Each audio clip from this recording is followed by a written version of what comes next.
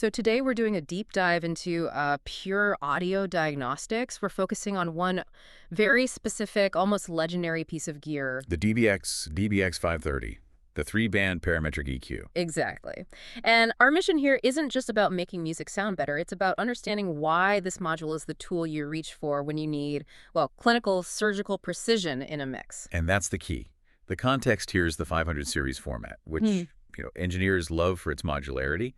But what really sets the 530 apart, and this is why you should care, is its unique degree of equalization flexibility. It's less about tone shaping and more about frequency diagnostics. Okay, so let's unpack this because we're moving way beyond the simple graphic equalizers most people see. I know the 530 has a serious history. It's based on the classic DBX905, right? It is. It's a continuation of that super reliable 900 series legacy. So is this just a clone, or is there more to it for the modern engineer? Well, functionally, its core strength is that it delivers true, fully parametric operation across all three bands.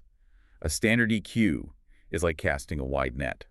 A parametric EQ, it's like firing a focused laser.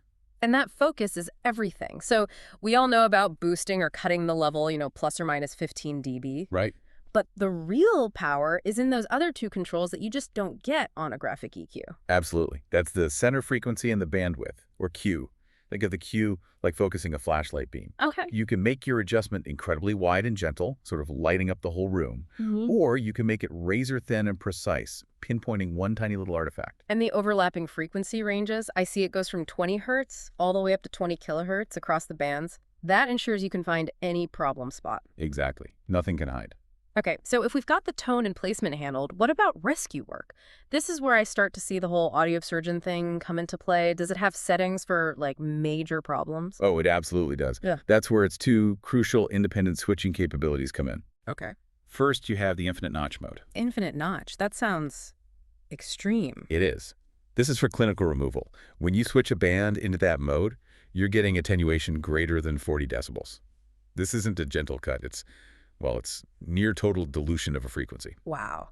40 decibels is massive because a standard 20 dB cut in digital audio can still leave things you can hear, but 40, that's for frequency masking. You're making something truly disappear. They're wiping it out. Think about unwanted noise floor hum, a high-frequency whine from a digital clock, or even a disastrous feedback whistle on a track. You just find that one frequency and erase it. And the unit specs, like it's 112 dB dynamic range and high I/O level, mean it stays incredibly clean even when you're doing something that extreme. And what about that second capability? Right. That's the selectable peaking versus shelving operation. So this is more about broader tonal changes. Precisely.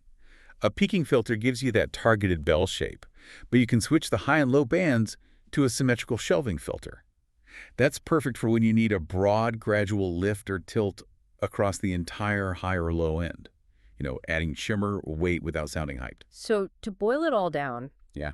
what you really have here is that historical reliability of the 900 series, but combined with this intense modern flexibility. You get the pinpoint accuracy of the parametric control, the gentle shaping of the shelving filters, and then the absolute deletion of the infinite notch. It's a complete diagnostic toolkit in one little box. And if you connect this to the bigger picture, the very need for a tool that can do a 40 dB surgical cut, it raises a really interesting question, I think. Go on. In our world, which is so dense and digital, every mix is layered with tracks. It's subject to interference.